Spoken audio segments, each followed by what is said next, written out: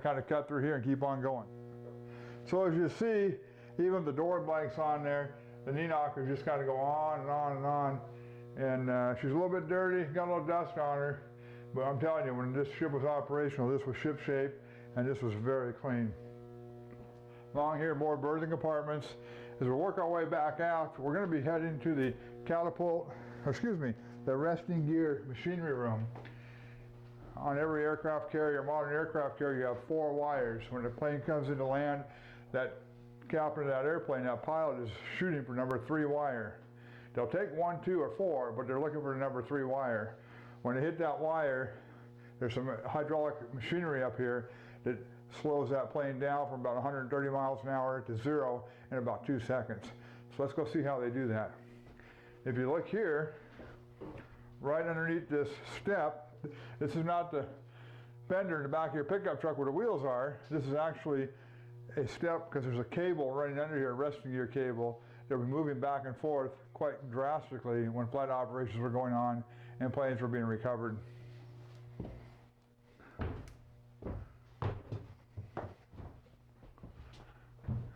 Same thing here.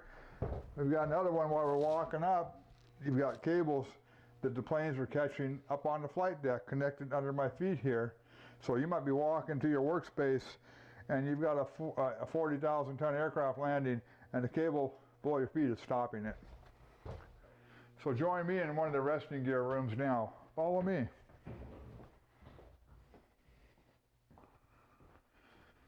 So what you have here on either side of me are 2 large hydraulic cylinders. As the plane is approaching the ship, the operator of this equipment is told how heavy the plane is. They get the thing set. There's 4 wires on the ship, on the deck. As the planes come in, the pilot is looking for the 3rd wire. They'll take any wire, 1, 2, 3, or 4, but they're looking for the 3rd wire. That's their aim point. They hit the deck, the tail hook grabs the cable.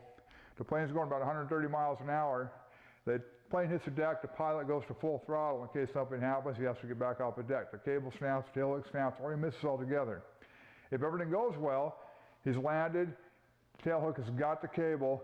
Now this plane, 130 miles an hour, full afterburners on in case he misses. This machine here is what stops it. As the plane's going forward, you have rails in here pushing fluid through these hydraulic tubes here, very small cylinders, very small tubes. Hydraulic pressure being forced through these small tubes slows that cable down. It brings a 30,000 pound airplane from 125, 130 miles an hour to 0 in about 2 seconds. A lot of maintenance on these things. The wires are only used for a certain number of evolutions, and then they're removed, they're taken off, and they're not used again. Safety is number 1 in the Navy. We want all of our folks to come home to see their families safely. So we've gone from the very pointy end of the ship, as I like to joke, the conning tower, the auxiliary con. We've gone to CIC. We've gone into the Admiral stateroom, the captain's import cabin. We've seen a lot up on the 03 level. Well, friends and shipmates, there's a whole lot more ship to see. We've got an escalator right around the corner. We're going to go down 5 decks to the 2nd deck, where the majority of the sailors lived and worked when the ship was underway. So let's go down to the 2nd deck and see what we got. Thanks. On our way down to the 2nd deck, I couldn't forget the wolf packs. Let's take a quick stop in their ready room. So here we have ready room number 8. So if you were in VF1, you were a pilot, like we saw at HS-13, this was your ready room. This is where the duty officer would sit. You've got the briefing lectern. You've got the board here. So the pilots would be up to speed, briefed, ready for whatever their mission entailed. They want to get off the ship, go drop their ordnance, protect the troops on the ground, and get back to ship safely. So VF1, thanks for your service. We appreciate that, and I'm sorry your ready room doesn't have your chairs and the coffee's not on, and the popcorn's probably a little cold, but we're glad to bring you back. Thank you. Well, we just took the aft escalator from the 03 level up where we're viewing the catapults. Now we're down on the 2nd deck. The nice thing about this escalator was it dropped you right off of the mess deck. So if you're hungry, Ranger sailors, let's go eat. Through here, this is going to be the main mess deck area for enlisted men. Throughout here, because of the shipyard and the status of Ranger, all the tables have been removed. But underway, you'd have tables throughout here. You'd have sailors eating, coming off the chow lines, we'll see in a minute. Come back over here.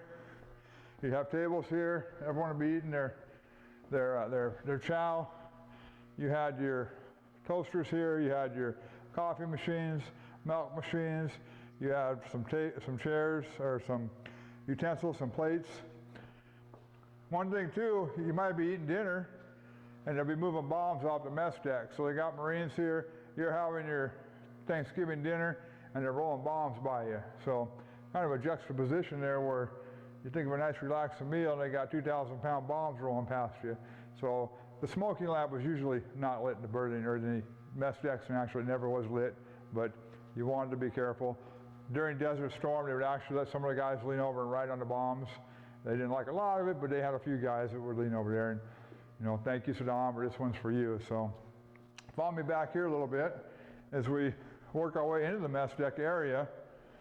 Again, you're feeding about 3,500 guys, so you've got just redundancy upon redundancy. You've got milk machines and soda machines and we'll call it in the Navy bug juice machines, which is basically colored water, which is kind of a Kool-Aid. And so you got them on both sides to keep the lines moving. So again, here you got your food back here, you get your drink here, you come down, sit down. So we go through here, same thing, you're gonna have more tables through here. You got some nice artwork because we didn't have a lot of windows down here, so there's a nice picture of the mountain streams. You would have maybe a salad bar out here if you wanted a salad. Always equipment around. Even in a mess deck area, you're always going to have large equipment around. Back here is the CV Top Gun Grill 61. This is where the main mess was. This is where they cooked approximately 15,000 meals a day. You got about 3,000 sailors eating down here, 3 meals a day plus mid-rats leftovers. So there's a lot of stuff going on here, about 24 hours a day underway, 365 days a year out to sea. This place was busy. Depending on what time of day it was, you might walk up, grab your tray right here, and just slide through and get your meal and sit down and have dinner, lunch, breakfast. Other times, Thanksgiving, Christmas, there would be a 3-hour line for the Christmas meal. So you were thankful when you walked up and you could grab a tray and eat without waiting in line. Come on back this way. So what we have here is the ship's library. You come on in through here, and thankfully the lights are on. So for the sailors that had time to relax, now understand this ship was decommissioned in 1991. We didn't have email, we didn't have computers. If you wanted relaxation, this is a good place to come down to the library. You could read the magazines that were probably 3 or 4 months old. A lot of books here. A lot of time to pass at sea when you're not working. You got time to think. It's a great place to come down to. Also, some young men would come down here under circumstances which weren't the best. And our chaplains were back here to help them. Let's go see the chaplain's office. So we had Protestant, Catholic chaplains on board. This would be their little vestibule, and then they each had their individual offices here. So sometimes you came down to see the chaplain because you got good news. You had a baby and you got a telegram that your baby was born safe. If you just left San Diego and you're on a 9-month cruise, 1 month into your cruise, and your baby's born, well, your baby's going to be 8 months old when you get home. So it was really tough. And the one thing the Navy did, when we pulled back into San Diego, the first individuals off that ship, off a Ranger or any ship when you pull back in, are brand new fathers. So it was always neat to see these guys that almost had year-old babies that were born right after we left. So as you see here, we got another chaplain's office. And so the Padres were great guys. If you had a death in the family, you would be notified down here. They'd come to the chaplain's office and they would sit down and share the news with you. So chaplains did a great job, great morale booster, and spiritually fed our troops as they were out doing their duty. So let's go back around the corner here out of the library. There's a special berthing compartment I want to show you because, well, it was mine. 1980 to 1983, when I served on board Ranger, I was an A-gang. An A-gang's berthing just happens to be right around the corner. So for all you other folks that don't know, that I don't know where you served and what division you were in, I can tell you where I was at. So this was my head in here. So I remember coming down here, and we really bad light down here. Our showers here. We have 1, 2, 3, 4, 5, 6 showers. I share with 120 other guys. Over here was our sinks and our toilets. And so we had about 12 sinks here. Actually about 9 sinks. And then back over here was your 3 urinals and 4 or 5 toilets. Sometimes we get a little water rushing around here. So when it rolled, the water would come back and forth. So you had nice shower shoes on real thick to keep the water off your feet because you didn't know if it was water or if it was something else. Well, I remember being in this shower here, or one of these right here, after log day when we crossed the equator. I spent about 6 hours in that shower, about 3 bottles of shampoo, and about 4 bars of soap cleaning myself off. So you got a little dirty on log day. Over here was my berthing area.